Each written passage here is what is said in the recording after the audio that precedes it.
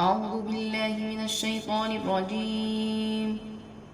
بسم الله الرحمن الرحيم.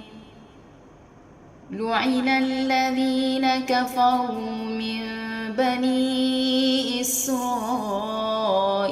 على لسان داود وعيسى بن مريم ذلك بما عصوا وكانوا يعتدون. كانوا لا يتناهون عن منكر فعلوه لبئس ما كانوا يفعلون.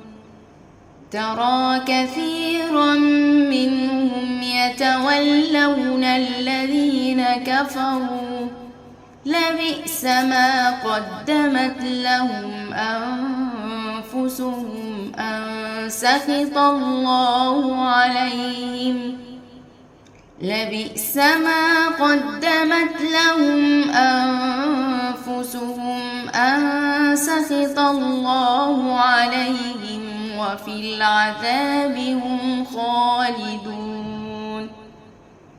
ولو كانوا يؤمنون بالله والنبي وما أنزل إليه ما اتخذوهم أولياء ولكن كثيرا منهم فاسقون.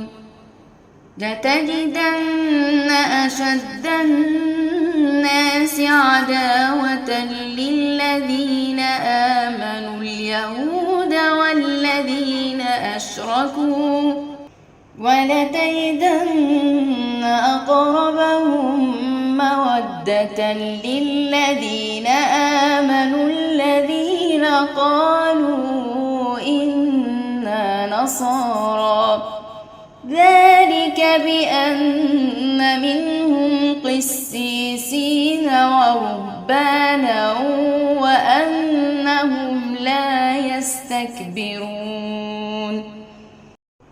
وإذا سمعوا ما أنزل إلى الرسول ترى أعينهم تفيض من الدمع مما عرفوا من الحق يقولون ربنا آمنا فاكتبنا مع الشاهدين. وما لنا لا نؤمن بالله وما جاءنا من الحق ونطمع أن يدخلنا ربنا مع القوم الصالحين. فأثابهم الله بما قالوا جنات تجري من تحتها